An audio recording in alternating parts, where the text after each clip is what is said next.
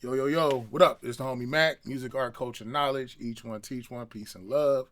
Normally, I come live from the Dogon, but we are in the world renowned. You see the speakers, this is special, you know what I'm saying? We're in the world renowned Tree Sound Studios in Atlanta, Georgia.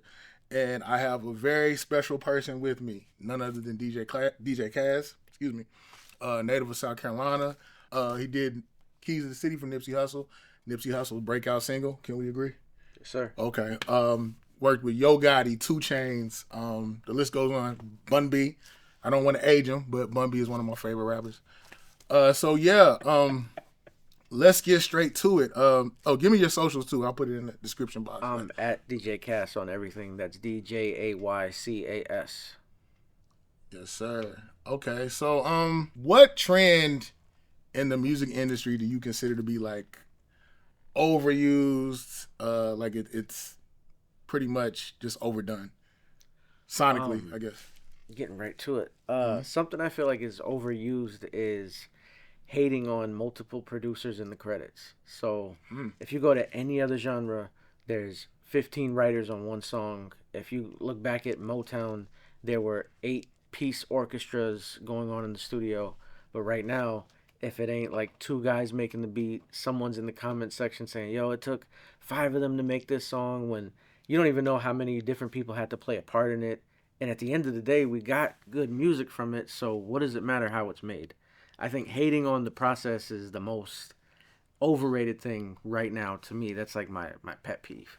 Okay. Now, when you say hating on the process, what do you mean exactly? That people are just, they take credit for stuff they didn't do? Or... No. I mean hating on how someone else is making music. Okay. Because no matter what, all I'm getting is the final, when I go to streaming platforms, if I go to Apple Music, I press play.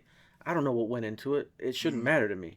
Right. Like if you needed 2 piano players, if you needed 1, what's the difference? As long as it's something I can ride to, as long as it's something where I'm getting what I need from the music, right? I don't care, and you shouldn't either. No one should be worried about what goes into the song. Okay. Worry about how the song makes you feel. Okay, say less. That's how I feel. Okay, so let's have a little fun. Let's say we're living in the Marvel universe. Okay, follow me. I know that sounds wild, but we're living in the Marvel universe. And Thanos comes down and says, I am about to snap my fingers, destroy everything. But you, sir, DJ Cass, I want you to pick 3 pieces of music that you would want generations after to know about. 3 albums. Damn. What would you choose? Okay. First off is going to be Reasonable Doubt. That's always going to be number 1 for me. It's just a classic album. Pretty much raised me and an entire generation of rappers, even if you are a Nas fan, Oh, by the way, check out legendary Nas shit produced by DJ Cass. Bars by right Mac now. Bucks. Yes. Out now on all streaming platforms. Yes, sir. But yeah, go ahead. even a lifelong Nas fan such as yourself can appreciate Reasonable Doubt. I think that's definitely one that I would want to keep for the history books. Secondly, I would say the album that got me into producing, which is The Fix by Scarface. Wow, Scarface, really? Obviously legendary artist. Wow, Fix. Worked with some of the best producers at the time. It really, I'd say that's what shaped my sound. Okay. The soul samples, he had like a dark tone to it. That's really, Okay, so it's really what made me say, okay, if I was to learn how to do this stuff, I transitioned from DJing and making blend tapes and things like that. So if I was to learn how to do it, this is the sound that I would go for. The Fix. So you got first one being Reasonable Doubt, second one being The Fix. What would be the third one? The third one, a lot of artists have come and gone. A lot of great music has, during like when I was just learning and figuring things out. But this album came at a time when I was already established. I already knew who I was. I'm going to say Good Kid, Mad City by Kendrick Lamar. What are the chances? What are the chances?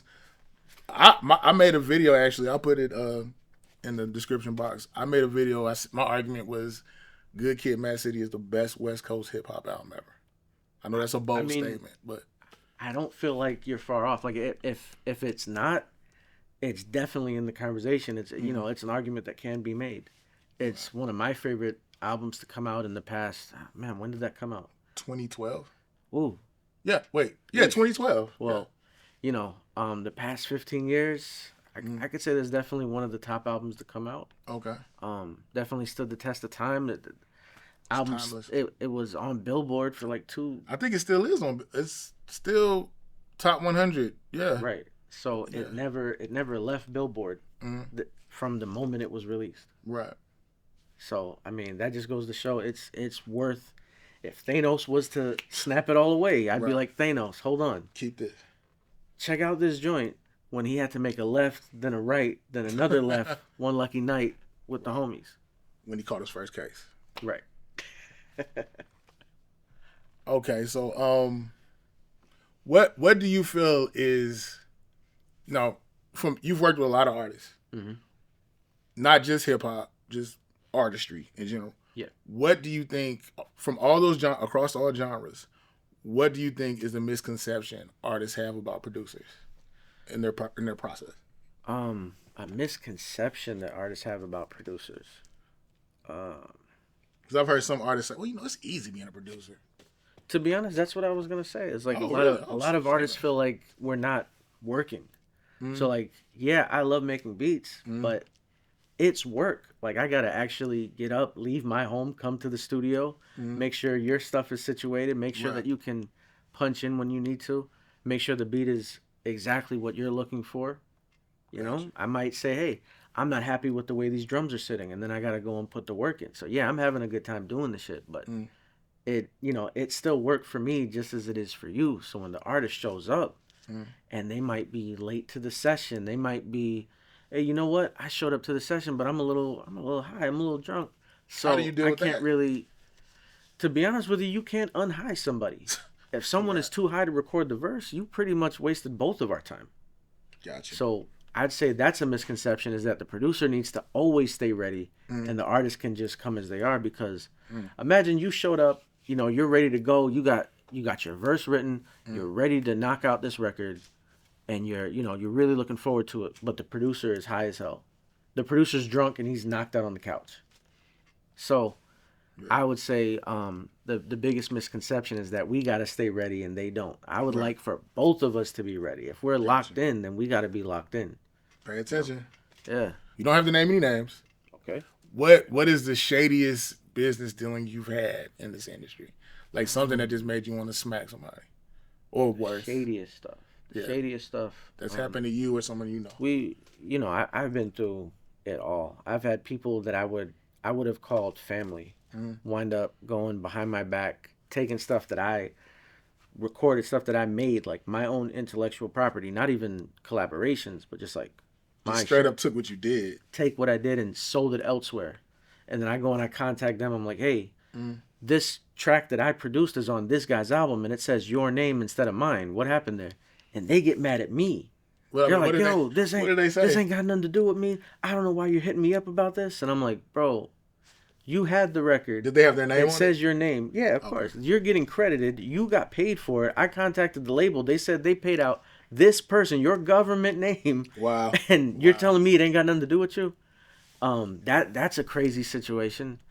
I think, all right, so when a label does it to you, you kind of expect it. Because it's a huge corporation. Their only goal is to increase their bottom line, right? They want to make as much money as possible. So if you're talking with a label and they say, okay, this is the breakdown, and then when you really look into the paperwork, it turns out that they're cutting corners and that they're actually giving you less than what you had verbally agreed to, that's kind of the norm. And a verbal contract is legally binding, right? Isn't it? Yeah. So, but everything comes down to paperwork. We can say one thing, but if you and your lawyer agree to something in paper, then that's what you agree to. Right. But I say that to say we've come to expect it from a label. But just not. If I hear it from someone that I would have called my brother, a fellow producer, another artist, or something like that, then it kind of cuts deep. It cuts deeper. Wow. That's just the way it is. I really can only be around people that I consider close family. because of situations like that. I've had so many different producers like just try it. Wow. You know? Thankfully, I'm great when it comes to business. I focused so much on like learning these contracts and figuring out, okay, who do I need to contact at the label if something like this goes on? I'm gonna be straight. Right. But that means that you basically blocked your blessings because no matter what, I'm gonna go up. Be good. I'm gonna go up. That's real. So now I can't even bring you with me because I saw that you were willing to be a snake over the smallest amounts, over the smallest situations. Why would I bring you all the way to the top floor? Wow. Yeah. I remember someone saying that. Matter of fact, I think it might have been Dr. Dre. He said, if you don't love this, if you're in this for money, you're not going to last. Oh, 100%. Okay. And Dr. Dre is one of my favorite producers. Okay. Alchemist is one of my favorite producers, and they both said the same thing. Oh, okay. If you got in this to make money, just go and get a job. Right. Because I'll tell you the truth, to any artist, any producer that's listening to this right now, making $100,000 at a job, an actual job you got to clock in, is not that difficult. You know, a lot of people are winding up with 6-figure payments at a normal desk job. But I want you to look around and think about how many producers and artists you know that are pulling in $100,000 a year, which is like with inflation, it ain't enough. I'm gonna be honest with you. The price of eggs is what, $9,000 per egg? So they say that's the new flex, buying eggs. So now you got people who are really, really trying to, you know, break their backs to make money in the music industry just to say like, yo, I'm a professional musician. And really it's like you're barely making ends meet. Wow. So if you're doing this just for the money, if your heart is not in it, if it's really just a hustle for you, man, go into streaming. Get on the game and, you know, get on Twitch or whatever and start shouting at your fans, start building up your fan base, because that's where the real money is today. I would not tell anyone, yo, if you're trying to make some quick money, do not pick up a microphone. Because there's so many hidden fees. Like, there's so many things that go into just putting a record out. Right. It's insane. I would not suggest it. And I've been doing this 20 years. I could have become a doctor, 3-4 times now. Yeah. I'm only here because I love making music. If I didn't love this shit, I wouldn't be doing it when I was still broke. You know, I wouldn't be letting a label screw me out of a payment and still wake up the next day and got to get right back to it. I wouldn't be doing that. Wow. I'd be worried about the payment. I'd say, you know what? I quit. I'm going to go into a job that does pay. Yeah. Who would you say is your favorite artist that's also a producer? Right now, one of my favorite artists that is also handling production is Leon Thomas. I think that he brings like a great sound to it. I love his ear for melody and just the tones that he goes for and everything. His album is one of the best albums that's out right now. Okay. Yeah. Shout out to Leon Thomas. Also, Scarface produces too. Me and him knocked out a couple bangers. So you said that so casually, man. Like, yeah. that's a big deal. That's like a big. I know like people that would take a bullet for Face. Shout out to Face Mob. Okay, so let's go a little. Let's go there. We're definitely living in a how do I say it? An AI world, right? Okay. And there's like this fear, like AI is going to become Skynet, and you have no intellectual property, or somehow like AI will just overrun everything, and it's going to cut producers out the market, even artists. So how as a producer, as DJ Cass, what way do you plan on using AI to your benefit? Okay. Here's something I want to address to all my producers. If you have ever quantized the record, you have used artificial intelligence, because that button right there tells the machine where your snare should be going, because it has an idea of what that is. So if you're using quantize, you've already, AI is not some brand new thing. It's been around. Like we've had so many VSTs, so many different like MPCs and everything that can change the velocity of something, that can mess with your panning. AI is not new, but I guess like what you might call the new AI, like generative AI. I think that you got to work with the machines and not against them. So if you're John Connor, is that you? If you're only using AI and not applying yourself to it, you can't even own it. Wow. If you're just generating something, most of the websites and even the copyright law says it cannot be considered technically yours because you just pushed a button and it spat it out. But if you're someone like me and you'll say, okay, let me go and use an AI program or an app and let me generate a sample. Let me get some horns. Let me get some piano or something like that. You take that back to the lab. You chop it up. You do your Missy Elliott. You flip it and reverse it, right? Now you've got a new record, but you got an interesting sound from AI, and you chopped it. You made it your own. That's to me. That's what making music is. Is like experimenting, trying some new shit out. Right. So usually you wouldn't want it just as it is. Sometimes it does, spit out some fire, but you still got to make sure you're protected. It says in the law that you have to have substantial influence over the product that the program is giving you. So if you're not doing something to edit it or loop it or flip it, chop it in some way, then you're setting yourself up because someone might. I haven't seen it yet. Someone might say, "Hey, you don't actually own that piece of it, so we're not gonna give you maybe your full fee, or we're not gonna." For example, there was the Sexy Red and Drake record. They actually used the BBL Drizzy sample. That there was this comedian, I forget his name, man. My apologies. So this comedian, he makes the BBL Drizzy sample. They wound up using it for Sexy Red's album, and then he said, "Well, hey, I used AI, so I don't need master clearance." Okay. And I was like, "Yo, how did you not?" Like, I know for a fact AI is not simple to use. It's not like you just push one button and you get everything that you need. You still have to go through and make edits. You still want to alter what they're giving you. You might have written the lyrics or something like that. That to me is substantial input. If you say, "Hey, get rid of these horns. Instead, give me a bass guitar over here. Instead, let me have the organ going. You know what? Here's going to be the bridge section." So he did all that. But then when it came down to clear it, he was like, "Oh, I don't need it." And I think that might have been maybe his attorney didn't understand the copyright law. Maybe sample clearance was a first time thing for them. But I would feel like that's substantial enough to say, okay, this is my record. Right. You sampled the actual sound recording of it, so you need to clear the master, not just the publishing, where he wrote the lyrics to it. So I feel thought like Metro Boomin did. well, he did flip the sample too, but at the end of the day, it all originated from this one comedian who created the AI sample. So they're just two different versions of it. Got you. Wow. Man, that's very meticulous right there. Do you feel as though the business side is killing the creativity? I feel like if you have a certain kind of outlook on it, it can stunt your creativity, but only momentarily. Because there will be times when you'll have an artist who is really locked in, doing amazing shit, and then say the label gets in the way. They might block the artist from releasing a project, or they might have to include certain songs on the project that they didn't want to because that's what the label says. Those kind of things, I could see it being like, man, fuck this album. I don't even care anymore.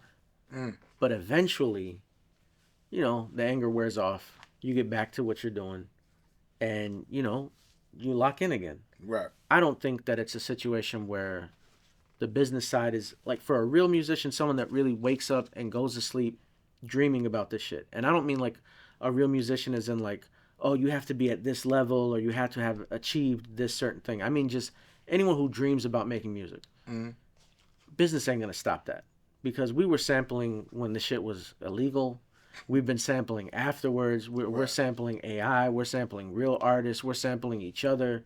Right. We'll sample a fucking raindrop hitting the roof. I remember Michael Jackson sampled one of the studio equipment falling down or something like that. He thought it made an interesting noise. So a real musician is always going to be creative, no matter what kind of binds the industry wants to put on you. You're always going to break out of that shit. So one more question.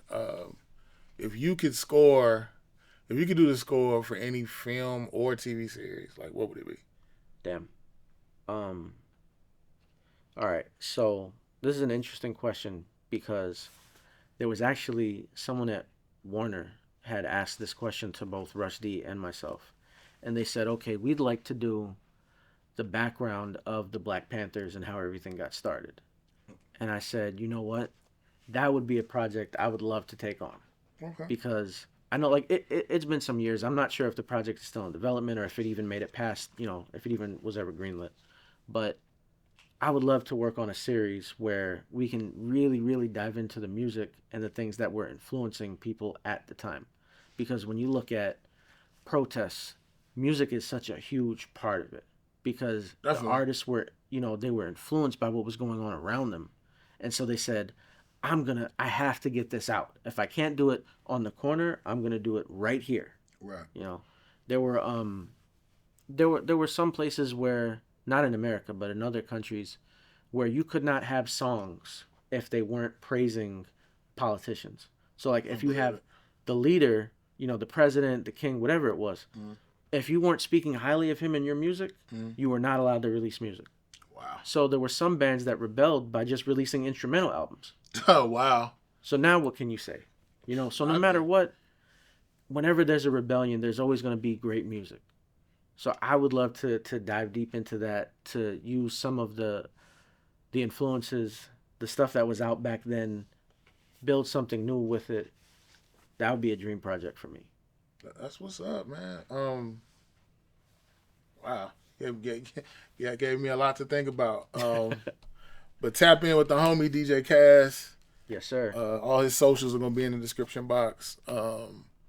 You got any last words? Anything? Any motivation to? Yo, first off, I appreciate you for taking the time out, tapping in with me, seeing what I got going on. It's been a blessing. I really appreciate the platform. Thank you. You can follow me at DJ Cass. Make sure you follow Mac. Like and subscribe.